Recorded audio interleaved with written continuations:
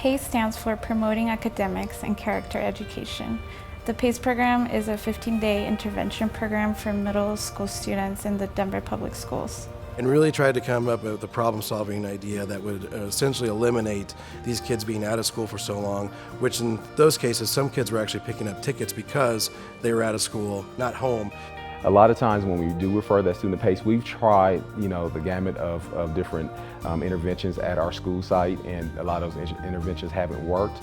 And so that's a lot of times when we refer that student to PACE. That program has now been expanded, and it's been expanded because the schools and the teachers are the ones that are driving where the program goes to. The traditional learning environment not working for the student, and ideally being able to set them up with the alternative learning environment with their smaller class sizes, where there's more one-on-one attention for that student, and where I think they're able to do more social and emotional things to help students make good decisions.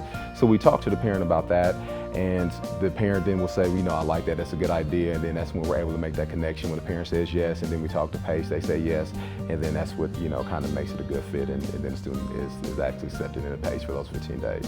The first part of the day, we focus on academics. We get homework from their schools and really try to have them keep up on their work. That way when they go back, it's like they haven't missed a day.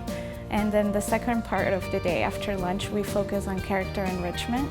That varies every day, usually from drugs and alcohol education to career development. We also do classes like sex education, anger management.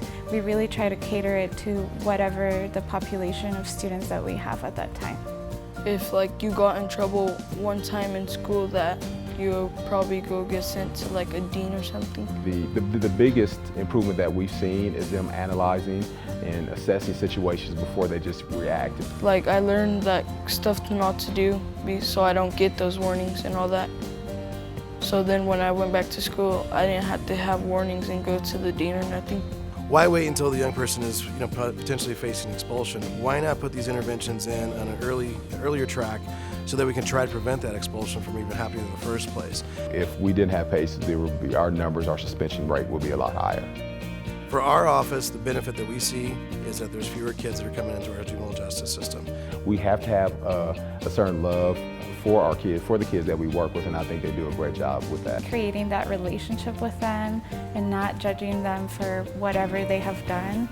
It's what I love about my job. For our staff, sometimes it's kind of at that place where we've almost tried everything, and PACE is able to step in and say, well, we can now kind of give you guys a little relief and help support the student in so many ways, but also help support the staff as well too, and ideally removing him or her from that setting that hasn't been working all year long. Boys and Girls Clubs was the one agency that though continued to work with us. I think saw the value in the program and really saw that there was change that was happening within these kids.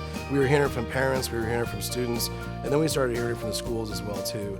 So that partnership with a community-based nonprofit that offers so many things beyond just simply school day instruction and whatnot, but other services, I think was really critical for us to have a successful program.